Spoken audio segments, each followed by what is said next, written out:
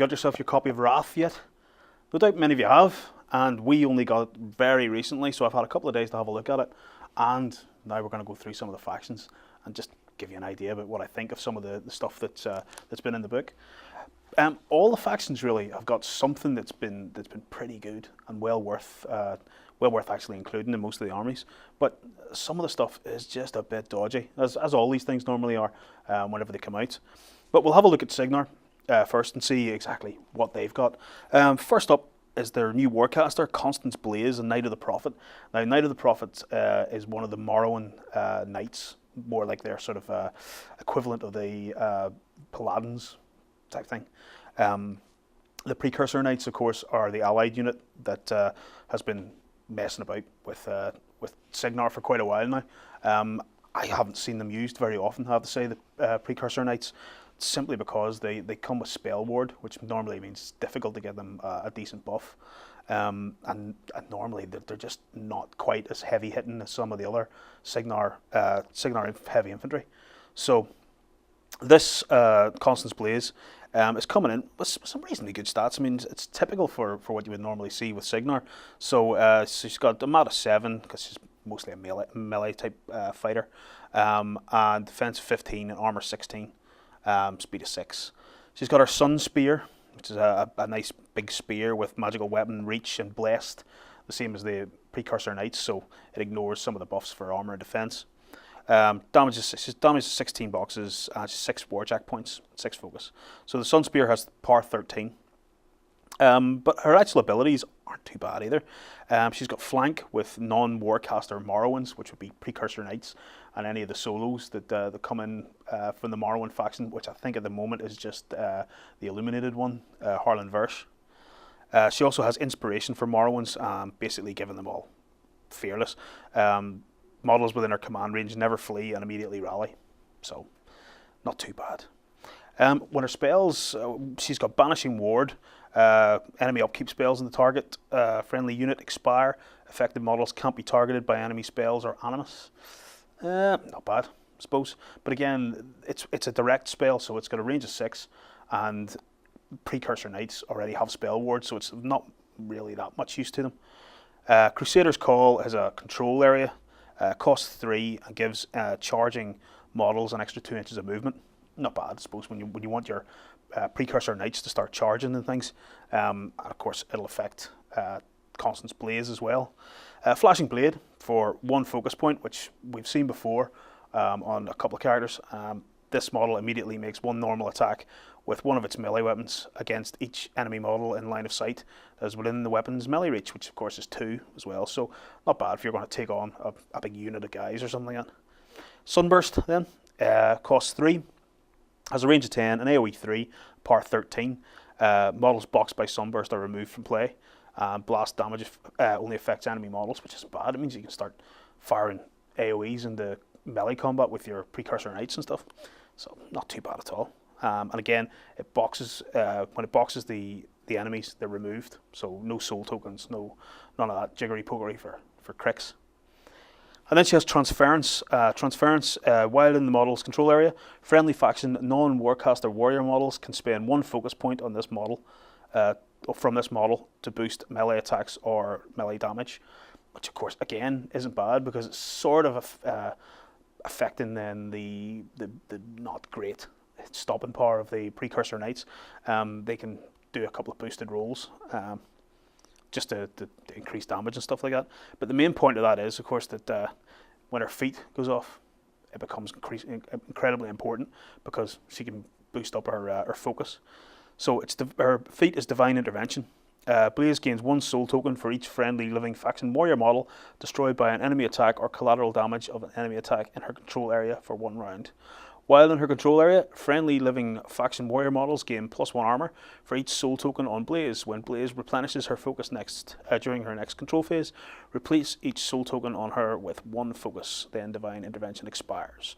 So basically, when you're sending in your unit of Precursor Knights to get squashed, which is no doubt what they will do, that's the time to use your feat, so that whenever they do get squashed, you can get at least a lot of focus back to use then the next turn, and which you can also use just with Transference to boost up another unit, perhaps, of Precursor Knights, because in her tier list, she can give, as a tier 1, Precursor Knights become unlimited field allowance.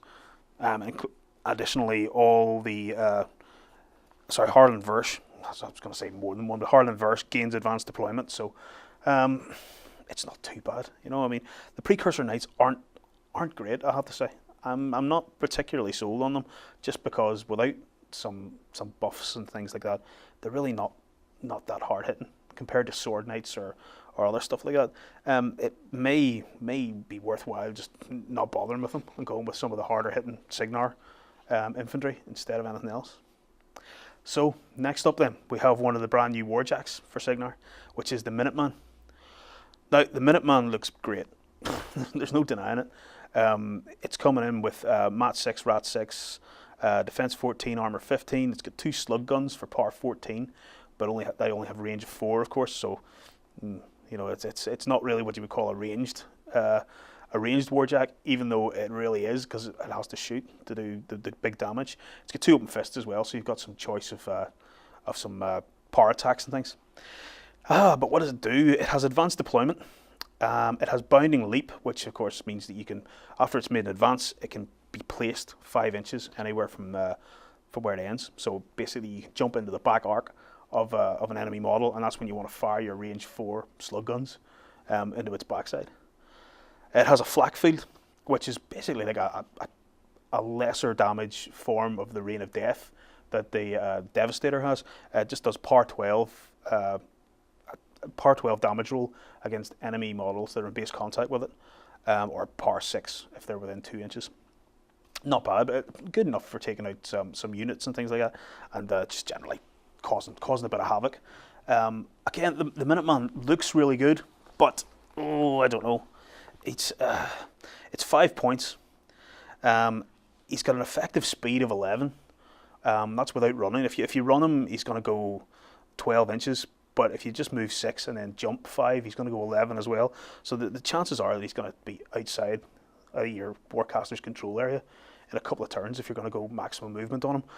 As well as which, the range 4 and the slug guns means that basically, you know, you want to be using that leap to jump into the back arc and then unload the 2 slug guns into whatever it is you're trying to kill. Would I use it? Probably, just because it's really cool. But as for being tactically superior, I don't know. I don't know if I would probably still go with a charger, just for the powerful gun and the 2 shots as well with the extra range. You could argue, of course, that with snipe on the slug guns, it might not be too bad, but still, I don't know. I think I would take him just because he's really cool, and I think that's the reason to use the Minuteman. He's really cool. So then we have the Avenger Heavy warjack, which is basically a nice big lump of control warjack, because he's got a cannon, seismic cannon that knocks down enemy models with an AoE 4. So I mean, that can never be bad. Power 14 on it, range of 10, AoE 4, power 14. It's not got a high rat. That rat's only 4, so probably going to need to boost to hit something. Well, hit most things if you want to hit directly, but other than that, at least it's going to knock some stuff down. It's also got a stun blade as well. The stun blade we've seen before on things like Sam McHorn, which basically stall warjacks, so the defense becomes 7. It can't run or charge after it gets hit by a stun blade, which is power 18. Other than that, it's the same chassis as the Centurion, so it's pretty tough. It's armor 19, bit slow, speed 4, but other than that, you know, it's perfectly functional. And for 9 points, would I put it in instead of a Centurion? Possibly. If there was any, if you've got things like Deadeye and other guided fire and stuff like that to increase the accuracy of that seismic cannon, then yeah, I probably would. I would take one of those. Maybe over a defender.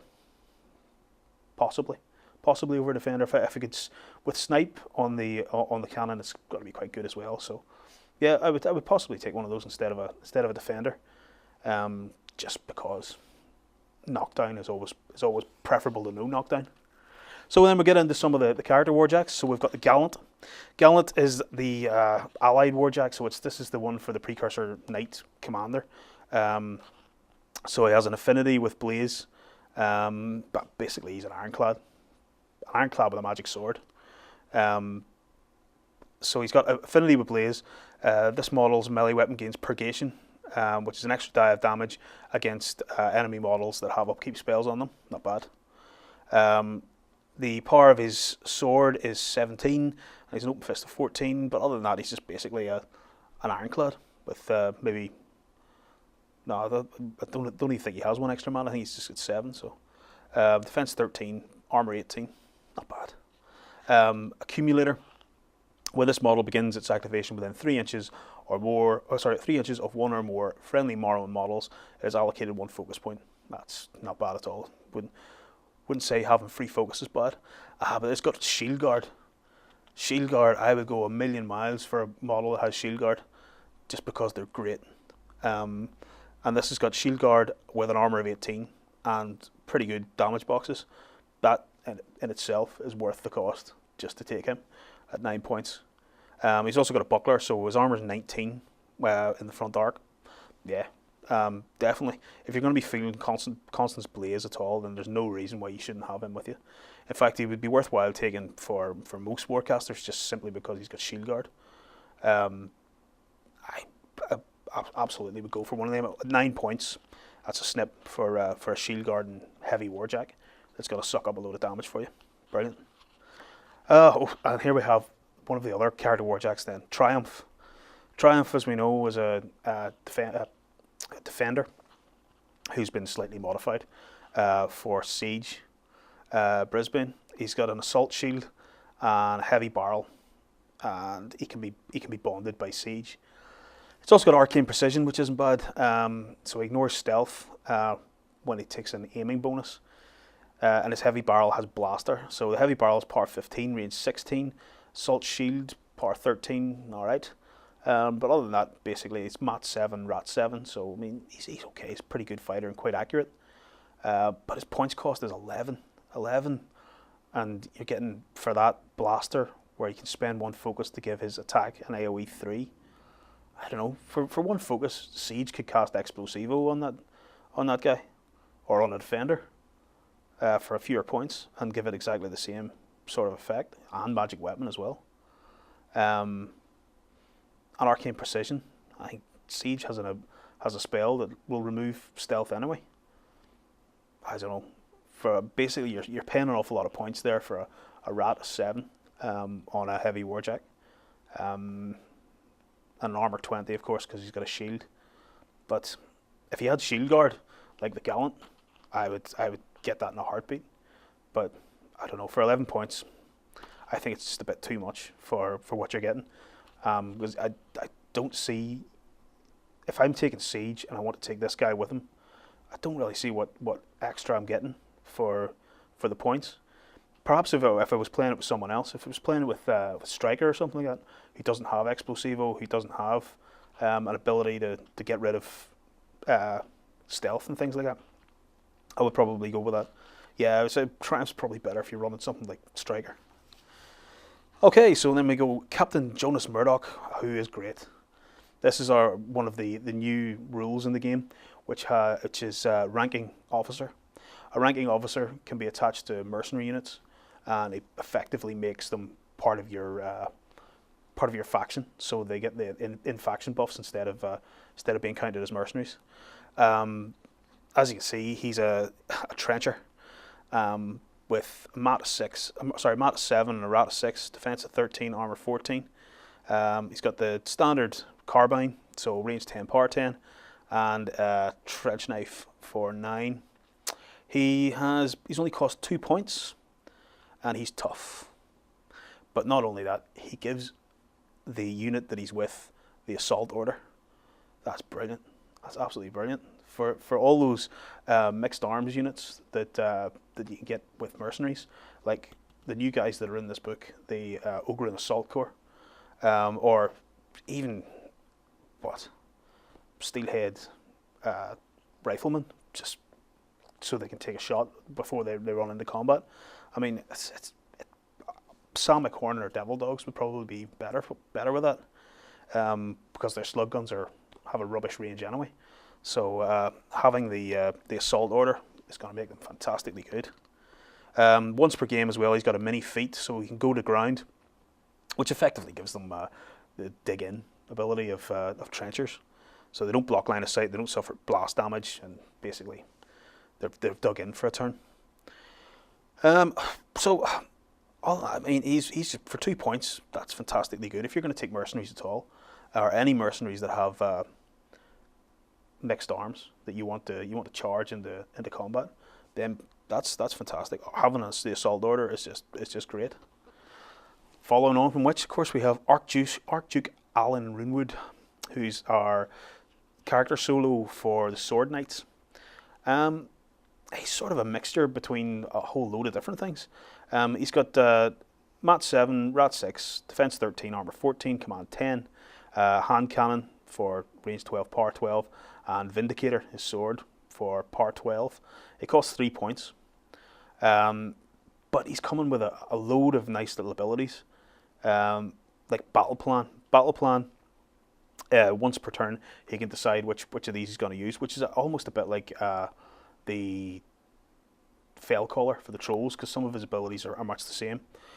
He can use Overcome, which is range 5, friendly target faction warrior unit within range gains Pathfinder for a turn. So, Path to Victory, same again, range 5, target friendly faction warrior model. If the gains Fearless and +2 to charge attack rolls for a turn, so sort of powerful charge and Fearless.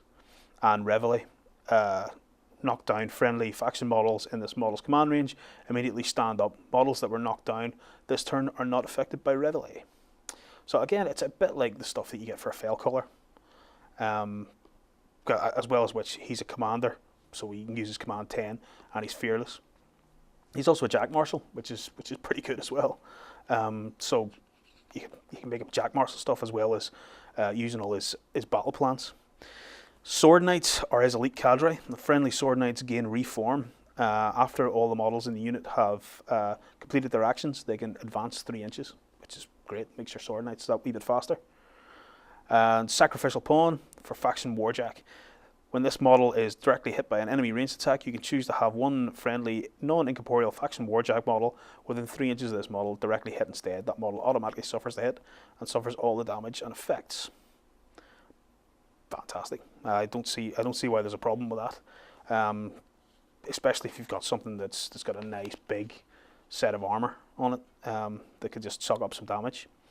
It's no problem at all. As well as which, he's also a weapon master on his sword. So yeah, for 3 points, he's a bit more expensive than the normal solo, but I would certainly go and get one of these, especially if I had some Sword Knights. It's almost making a big army full of Sword Knights almost worthwhile to do. And then of course we have our battle engine, the Stormstrider. This battle engine's actually pretty good. I've been looking through all the different faction battle engines, and it's hard to get excited about them, I have to say. They're okay, but none of them have really blown me away. I'd say, oh, this is really new and game breaking. The Stormstrider, however, is quite good. It's got speed 5, mat 5, rat 6, defense 10, armor 18, and command of 10. It's a construct, and it's got gunfighter as well, because it's only got ranged attacks. It has 2 lightning cannon attacks of range 14, power 15. It only costs 9 points, which is pretty good. Has damage of 22. Now, the main thing about it, I think, is it's got a kinetic accumulator, which means that if it's hit by a melee or ranged attack from an enemy model, it gains a power token that it can use to boost attack or damage rolls. Now, if you've seen the video that I already made about the Cygnar gun carriage, the big problem I had with it was it has no ability to boost its attacks and damage, other than to have spells cast on it, like Fire for Effect, making it a lot harder for it to actually do anything other than just trample over units of guys. However, this can boost its own attack and damage rolls. and that's going to be pretty good with a par 15 lightning cannon, because as we'll see in a wee second, it's also got a lightning generator, which is sort of like chain lightning. So it's got a repulsor field as well. When this model is hit by a melee attack, after the attack is resolved, the attacking model is pushed 1 inch away. So anybody who attacks it in melee hits it and gets pushed away. So basically, unless you've got reach and you've run right up next to it, it's going to be pushing you out of melee reach all the time. Superconduction. When a friendly model attacks with a ranged weapon doing the electricity damage type, it gains +2 to attack rolls against enemy models within 5 inches of this model. So that's not too bad. Again, that's ability to if there's stuff within 5 inches of this, it's much easier to shoot with electricity. Not bad, is it? It's not by no means game breaking, but it's at least a nice little bonus. But the lightning cannons themselves have critical disruption, which, as we know from all the other disruption, just messes with warjacks whenever it gets used. However, here's the big one: lightning generator. When a model is hit by this weapon, lightning arcs from that model to D3 consecutive additional models. The lightning arcs to the nearest model that has not been already targeted within 4 inches of the last model arc 2, ignoring this model. Each model the lightning arcs to suffers a par 10 electrical damage roll. So that's brilliant, because he's got 2 of those. So basically, you're going to be shooting one guy and then arcing to D3 other guys twice. So against infantry, against massed infantry and stuff like that, it's going to be great. Just popping them all off and annihilating them with a load of little lightning bolts. So there you go, guys. That's the new Cygnar faction that's in Wrath. Some good stuff. Again, some stuff that's just okay, and some stuff that you just wonder, I don't know, can't see where I would ever start to use that. But there you go. Why don't you drop some comments below? Tell me what you think of the Cygnar faction in Wrath, and tell me what you want to play out of that faction.